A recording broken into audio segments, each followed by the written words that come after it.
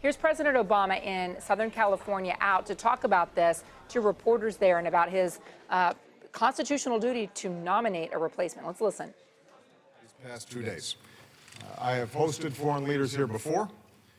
It's quite another to host leaders from 10 nations at the same time, and I want to thank everybody who helped make the summit such a success. For 50 years, leaders and people across Southeast Asia have worked together through ASEAN to advance their mutual security, prosperity, and dignity. For decades, the United States has been a proud partner with ASEAN, and this summit has built on the unprecedented cooperation we've forged over the past 7 years, as I described yesterday. This spirit, working together on behalf of mutual interests and mutual respect, guided our work over the past 2 days. And so I especially want to thank my fellow leaders from the ASEAN countries for being here, for their commitment, and for the progress that we've made together. One of my main messages over the past 2 days has been the commitment of the United States to ASEAN and its people. That commitment is and will remain strong and enduring. With our strategic partnership, we have a framework to guide our ties for decades to come. Here at Sunnylands, we agreed to a number of key principles, including the principle that ASEAN will continue to be central, in fact indispensable, to peace, prosperity, and progress in the Asia-Pacific. When ASEAN speaks with a clear, unified voice, it can help advance security, opportunity, and human dignity, not only for the more than 600 million people across ASEAN, but for people across the Asia-Pacific and around the world. And I'm pleased that here at this summit, ASEAN's strong voice allowed us to make progress on multiple fronts. First, we agreed to do more together to encourage the entrepreneurship and innovation that are at the heart of modern competitive economies. We had an excellent discussion with a number of pioneering business leaders who reiterated the recipe for attracting trade and investment: rule of law, transparency, protection of intellectual property, efficient customs, modern infrastructure, e-commerce and the free flow of information, support for small and medium-sized businesses, and perhaps most importantly, investment in people, investment in strong schools to educate and train the next generation. Around the table, there was widespread recognition that this is the path ASEAN countries need to continue on. As they do, it will create even more opportunities for trade and investment between the U.S. and ASEAN countries. I affirmed our strong support for the ASEAN community and pledged that the United States will continue to be a partner in ASEAN's efforts to integrate economies and reduce barriers to trade and investment.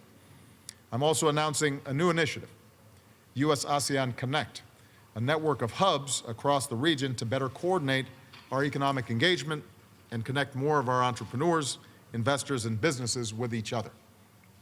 We're also doing more to help aspiring innovators in the region learn English, the international language of business. And I reiterated that the Trans-Pacific Partnership, which includes 4 ASEAN members, can advance economic integration across ASEAN and set stronger rules for trade throughout the Asia-Pacific. To that end, we've launched a new effort to help all ASEAN countries understand the key elements of TPP, as well as the reforms that could eventually lead to them joining. Second, with regard to security, the United States and ASEAN are reaffirming our strong commitment to a regional order where international rules and norms and the rights of all nations, large and small, are upheld. We discussed the need for tangible steps in the South China Sea to lower tensions, including a halt to further reclamation, new construction, and militarization of disputed areas. Freedom of navigation must be upheld, and lawful commerce should not be impeded. I reiterated that the United States will continue to fly, sail, and operate wherever international law allows, and we will support the right of all countries to do the same. We will continue to help our allies and partners strengthen their maritime capabilities, and we discussed how any disputes between claimants in the region must be resolved peacefully through legal means, such as the upcoming arbitration ruling under the UN Convention of the Law of the Seas, which the parties are obligated to respect and abide by. Third, I made it clear that the United States will continue to stand with those across Southeast Asia who are working to advance rule of law, good governance, accountable institutions, and the universal human rights of all people. We continue to encourage a return to civilian rule in Thailand. We will sustain our engagement with the people of Myanmar as a new president is selected and as they work to implement the ceasefire agreement and move forward with national reconciliation. Across the region, we'll continue to stand with citizens and civil society and defend their freedom of speech, of assembly, and of the press. No one, including those in political opposition, should ever be detained or imprisoned simply for speaking their mind. That only stymies progress, only makes it harder for countries to truly thrive and prosper. And finally, the United States and ASEAN are doing more to deal with transnational challenges together. I offered our assistance to help ASEAN countries better leverage Interpol data to prevent the flow of foreign terrorist fighters. We agree that implementing the Paris Climate Change Agreement, including helping developing countries adapt to and mitigate the impacts of climate change, will be critical, and it will enable them to leap ahead to new and affordable clean energy. As we pursue our sustainable development goals, we're launching a new competition, an innovation challenge, to encourage students across ASEAN to develop new solutions to boost agriculture. We're moving ahead with our global health security agenda to prevent future epidemics, and I pledged additional U.S. assistance to help ASEAN combat the horror of human trafficking. So to sum up, I believe this summit has put the U.S.-ASEAN partnership on a new trajectory that will carry us to even greater heights in the decades ahead. America's foreign policy rebalance to the Asia-Pacific, including Southeast Asia, will continue to be a foreign policy priority of my presidency. I look forward to visiting Vietnam for the first time in May and to becoming the first U.S. president to visit Laos when it hosts the East Asia Summit in September. And I'm confident that whoever the next president may be will build on the foundation that we've laid, because there's strong, sustained bipartisan support for American engagement in the Asia-Pacific region. And through our Young Southeast Asian Leaders Initiative, our investment in young people, in their business success, in civil society, and grassroots leaders across the region, I believe will further bind us together in a spirit of partnership and friendship for many years to come. So with that, let me take a few questions, and I'm going to start with Darlene Superville of the Associated Press. Where's Darlene? There she is. Thank you, Mr. President. My question is about the Supreme Court. I'm shocked. What recourse do you have if Leader McConnell blocks a vote on your Supreme Court nominee? And do you think that if you choose someone moderate enough that Republicans might change course and schedule a vote? And as you consider that choice and who to nominate, what qualities are important to you and is diversity among them? Thank you. First of all, I want to reiterate heartfelt condolences to the Scalia family. Obviously, Justice Scalia and I had different political orientations and probably would have disagreed on the outcome of certain cases, but there's no doubt that he was a giant on the Supreme Court, helped to shape the legal landscape. He was, by all accounts, a good friend and loved his family deeply. And so, you know, it's important before we rush into all the politics of this to take stock of somebody who made enormous contributions to the United States. And we are grateful not only for his service, but for his family's service. The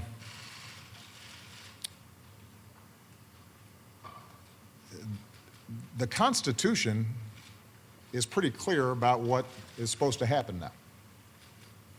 When there is a vacancy on the Supreme Court, the President of the United States is to nominate someone. The Senate is to consider that nomination, and either they disapprove of that nominee or that nominee is elevated to the Supreme Court. Historically, this has not been viewed as a question. There's no unwritten law that says that It can only be done on off years. That's not in the constitutional text. I'm amused when I hear people who claim to be strict interpreters of the Constitution suddenly reading into it a whole series of provisions that are not there. There is more than enough time for the Senate to consider in a thoughtful way the record of a nominee that I present and to make a decision. And with respect to our process, we're going to do the same thing that we did with respect to Justice Kagan's nomination and Justice Sotomayor's nomination. We're going to find somebody who is an outstanding legal mind, somebody who cares deeply about our democracy and cares about rule of law. There's not going to be any particular position on a particular issue that determines whether or not I nominate them, but I'm going to present somebody who indisputably is qualified for the seat, and any fair-minded person, even somebody who disagreed with my politics, would say would serve with honor and integrity on the court.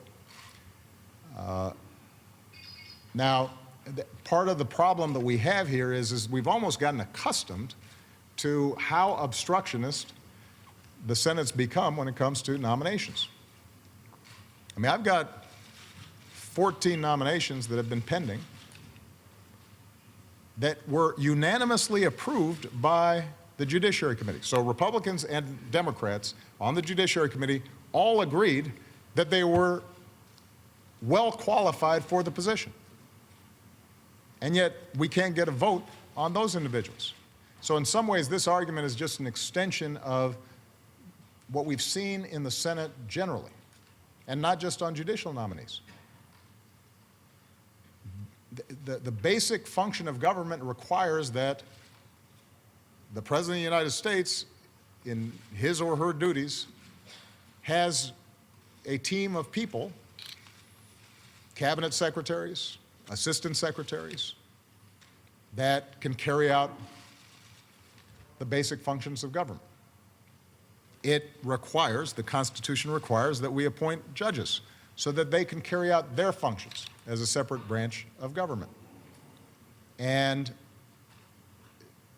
the fact that we've almost grown accustomed to a situation that is almost unprecedented, where every nomination is contested. Everything is blocked, regardless of how qualified the person is, even when there's no ideological objection to them. Certainly where there are no disqualifying actions by the nominee that have surfaced. The fact that it's that hard that we're even discussing this is, I think, a measure of how, unfortunately, the venom and rancor in Washington has prevented us from getting basic work done. Now, this would be a good moment for us to rise above that. I understand the stakes. I understand the pressure that Republican senators are undoubtedly under. I mean, the fact of the matter is that what the issue here is that the court is now divided on many issues. This would be a deciding vote, and there are a lot of Republican senators who are going to be under a lot of pressure from various special interests and various constituencies and many of their voters to not let any nominee go through, no matter who I nominate. But that's not how the system's supposed to work. That's not how our democracy is supposed to work. And I intend to nominate in due time a very well-qualified candidate. If we are following basic precedent, then that nominee will be presented before the committees, the vote will be taken, and ultimately they'll be confirmed. Justice Kennedy, when he was nominated by Ronald Reagan, in Ronald Reagan's last year in office, a vote was taken, and there were a whole lot of Democrats who I'm sure did not agree with Justice Kennedy on his position on a variety of issues. But they did the right thing. They confirmed him. And if they voted against him, they certainly didn't mount a filibuster to block a vote from even coming up. This is the Supreme Court, the highest court in the land.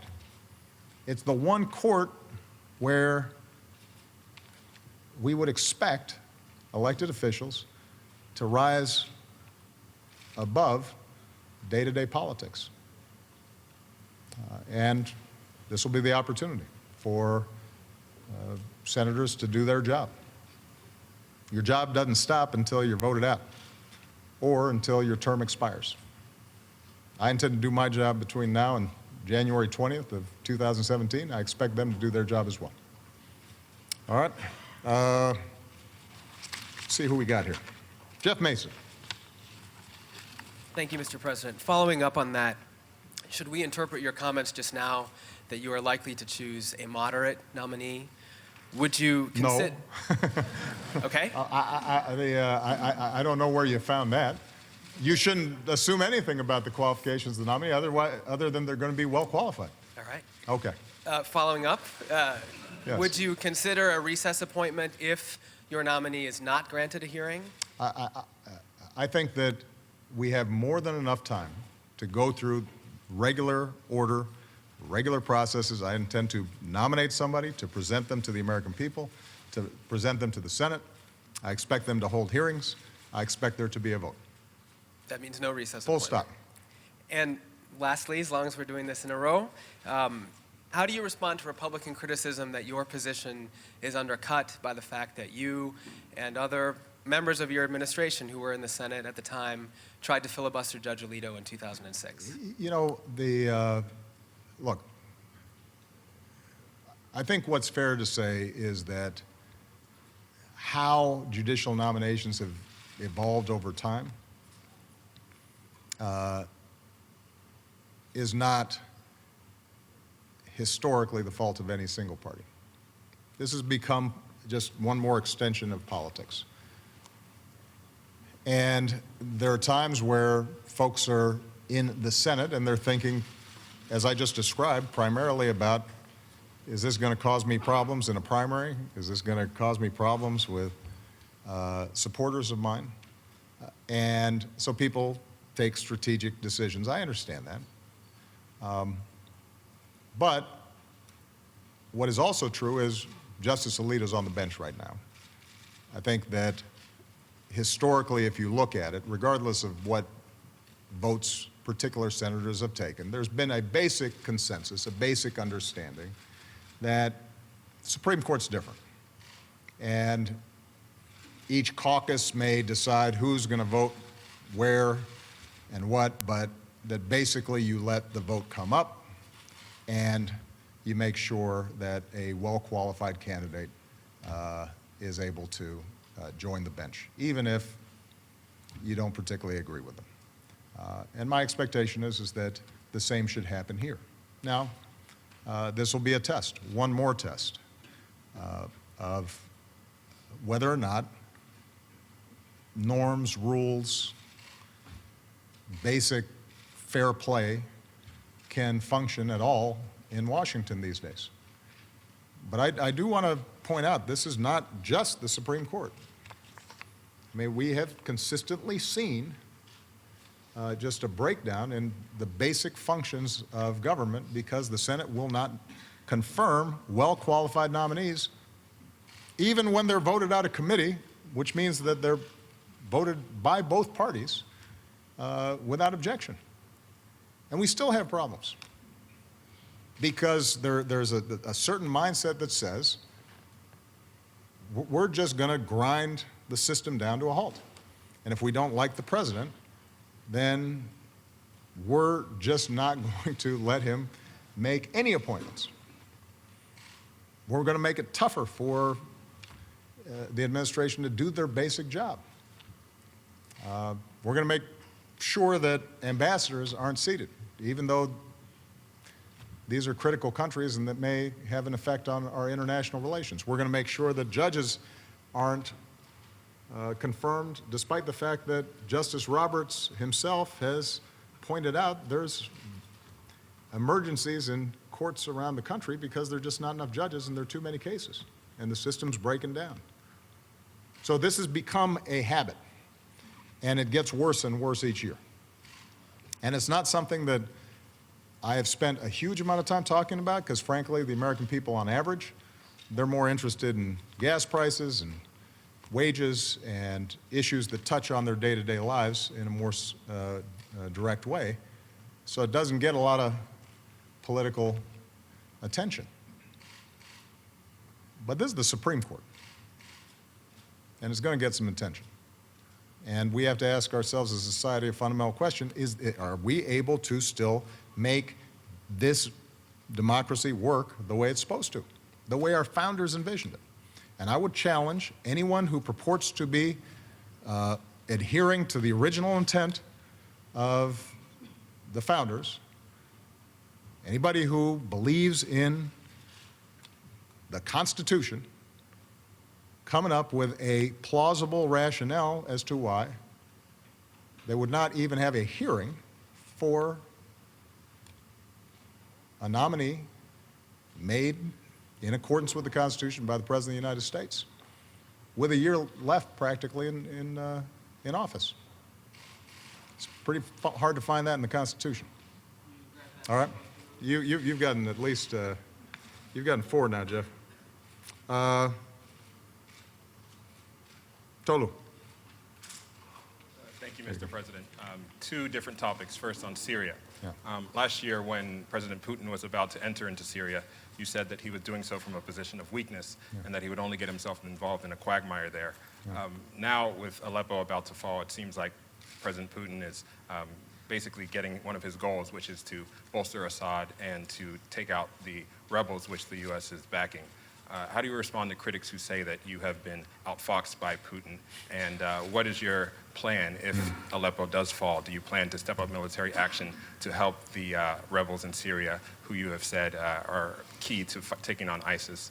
And then secondly, I wanted to ask you about 2016 as well. Okay, there's getting to be a lot of questions here. Okay, how about, you asked me a big question right there. How about I just answer that one? Okay, sure. All right. First of all, if you look back at the transcripts, what I said was that Russia has been propping up Assad this entire time. The fact that Putin finally had to send his own troops and his own aircraft and and invest this massive military operation was not a testament to a great strength. It was a testament to the weakness of Assad's position. That if somebody's strong, then you don't have to send in your army to prop up your ally. They have legitimacy in their country and they are able to manage it themselves, and then you have good relations with them. You send in your army when the horse you're backing isn't effective. And that's exactly what's happened. Now, what I said is that Russia would involve itself in a quagmire. Absolutely it will. If there's anybody who thinks that somehow the fighting ends because Russia and the regime has made some initial advances, about 3/4 of the country is still under control of folks other than Assad. That's not stopping anytime soon. So I say that, by the way, with no pleasure. This is not a contest between me and Putin. The question is, how can we stop the suffering, stabilize the region, stop this massive out-migration of refugees who are having such a terrible time, end the violence, stop the bombing of schools and hospitals and innocent civilians, stop creating a safe haven for ISIS. And there's nothing that's happened over the last several weeks that points to those issues being solved. And that is what I mean by a quagmire. Now, Putin may think that he's prepared to invest in a permanent occupation of Syria with Russian military. That's going to be pretty costly. That's going to be a big piece of business. And if you look at the state of the Russian economy, that's probably not the best thing for Russia. What would be smarter would be for Russia to work with the United States and other parties in the international community to try to broker some sort of political transition. Now, John Kerry, working with his Russian counterpart, has, on paper, said that there's going to be a cessation of hostilities in a few days. This will test whether or not that's possible. It's hard to do because there's been a lot of bloodshed. And if Russia continues indiscriminate bombing of the sort that we've been seeing, I think it's fair to say that you're not going to see any take-up by the opposition. And yes, Russia is a major military. Obviously, a bunch of rebels are not going to be able to compete with the hardware of the second most powerful military in the world. But that doesn't solve the problem of actually stabilizing Syria. And the only way to do that is to bring about some sort of political transition. We will see what happens over the next several days, and we will continue to work with our partners who are focused on defeating ISIS to also see how we can work together to try to bring about a more lasting political solution than aerial bombardment of schools and hospitals are going to achieve. But it's hard. I'm under no illusions here that this is going to be easy. A country has been shattered because Assad was willing to shatter it and has repeatedly missed opportunities to try to arrive at a political transition. And Russia has been party to that entire process. And the real question we should be asking is, what is it that Russia thinks it gains if it gets a country that's been completely destroyed as an ally, that it now has to perpetually spend billions of dollars to prop up? That's not that great a prize. Unfortunately, the problem is that it has spillover effects that are impacting everybody, and that's what we have to focus on. One thing that I do want to add, though, this has not distracted us from continuing to focus on ISIL, and we continue to press them hard both in Iraq and Syria. That will not stop. And if we can get a political transition in Syria, that allows us to coordinate more effectively with not just Russia, but other countries in the region to focus on the folks who pose the greatest direct threat to the United States. All right. Andrew Beattie. Thank you, Mr. President. I wanted to ask you, first of all, whether you think that military intervention will be necessary in Libya to dislodge the Islamic State from Sirte. And as an extension of that, do you think that by the end of your presidency, the Islamic State will still have geographical strongholds throughout the Middle East? And sorry, I can't resist asking a third. How was the stadium course? What did you shoot? The last, for non-golfers, is a reference to PGA West. Very nice course, very difficult. My score is classified.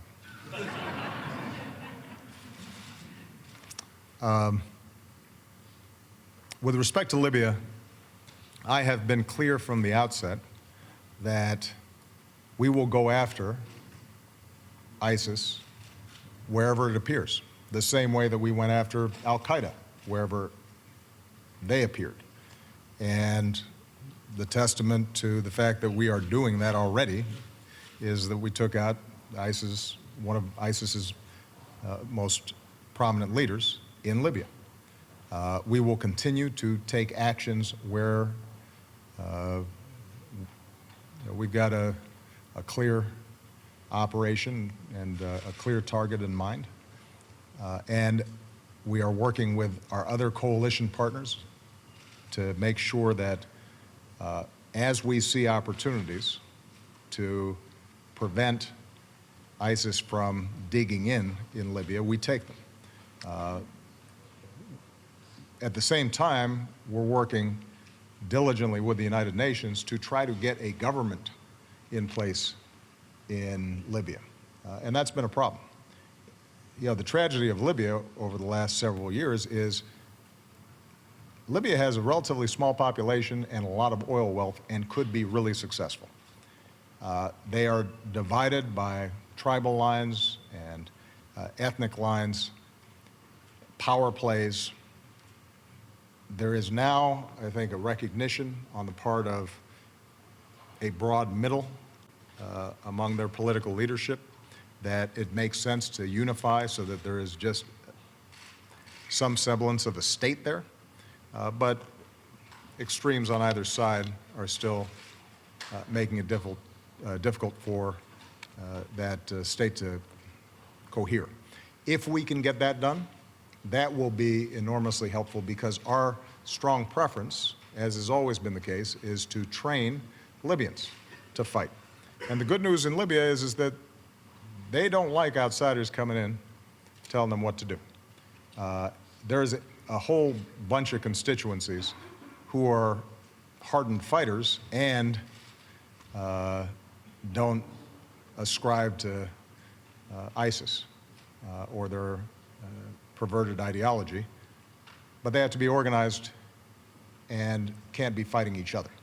And so that's probably as important as anything that we're going to be doing in Libya over the coming months.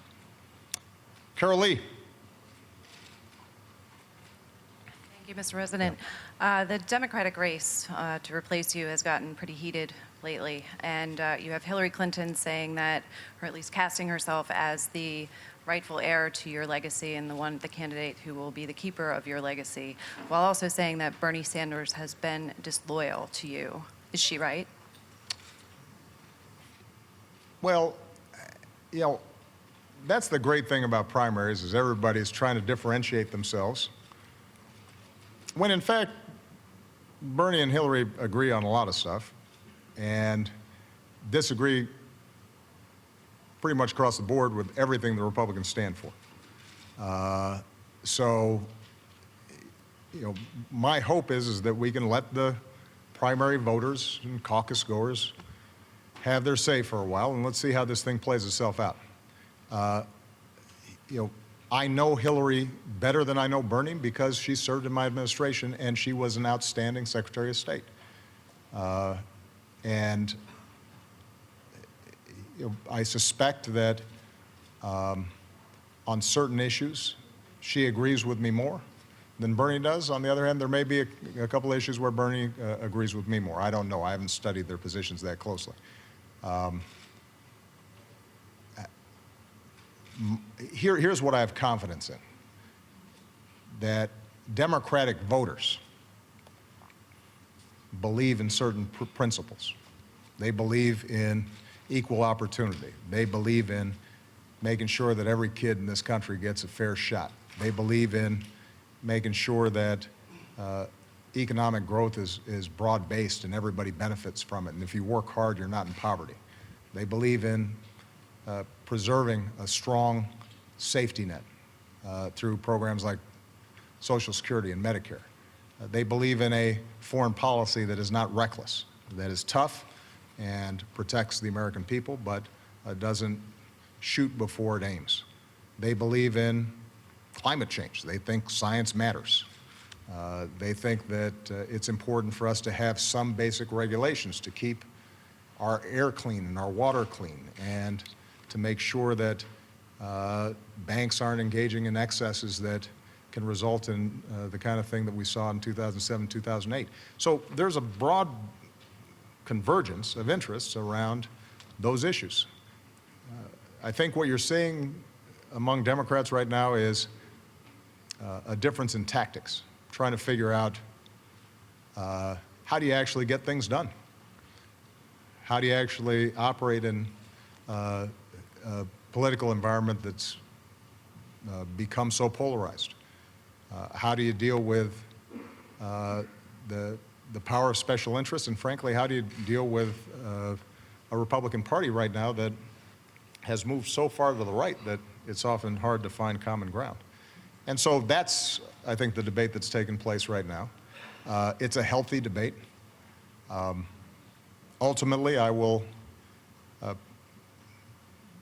probably have an opinion on it based on both being a candidate of hope and change and a president who's got some nicks and cuts and bruises from getting stuff done over the last 7 years.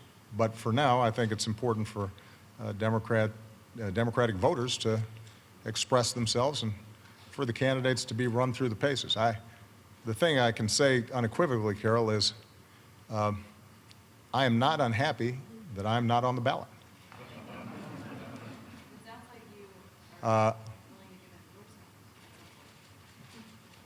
Ron Allen, NBC. Let me continue the 2016 questions. On the Republican side, and a lot of your guests were probably very intrigued by the fact that there's a candidate who's still winning, who's called for a ban on Muslims, and significant segments of the population in America agree with. Intrigued is an interesting way of putting it. Struck. Well, what was their reaction? That's one of my 5 questions. But the point is, Ron, let's stick to 2. the point is, in the past you've explained that as anger, resentment, insecurity, economic insecurity. And the question is, how much responsibility do you accept for that reservoir of feeling in the country that's propelling that sort of candidate? And a couple of weeks ago, you told Matt Lauer that Donald Trump would not win the presidency. Do you now think that he will not win the nomination as well? And what about Rubio and what about Cruz?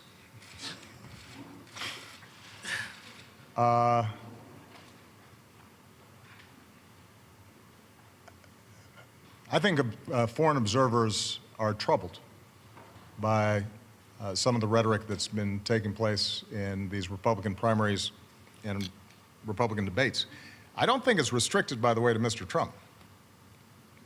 I mean, I find it interesting that everybody's focused on Trump primarily just because he says in more interesting ways what the other candidates are saying as well. And so he may up the ante in anti-Muslim sentiment, but if you look at what the other Republican candidates have said, that's pretty troubling too. He may express strong anti-immigration sentiment, but you've heard that from the other candidates as well. You've got a candidate who sponsored a bill that I supported to finally solve the immigration problem, and he's running away from it as fast as he can. They're all denying climate change. I think that's troubling to the international community, since the science is unequivocal. And, you know, the other countries around the world, they kind of count on the United States being on the side of science and reason and common sense, because they know that if the United States does not act on big problems in smart ways, nobody will. But this is not just Mr. Trump. Look at the statements that are being made by the other candidates. There's not a single candidate in the Republican primary that thinks we should do anything about climate change, that thinks it's serious. Well, that's a problem. The rest of the world looks at that and they says, how can that be? I'll leave it to you to speculate on how this whole race is going to go. I continue to believe Mr. Trump will not be president. And the reason is because I have a lot of faith in the American people. And I think they recognize that being president is a serious job.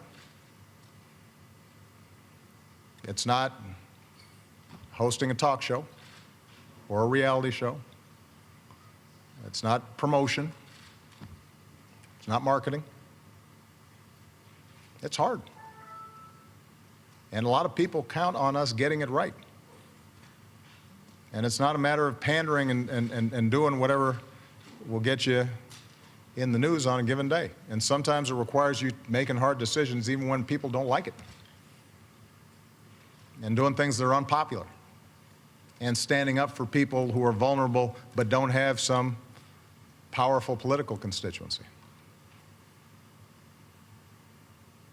And it requires being able to work with leaders around the world in a way that reflects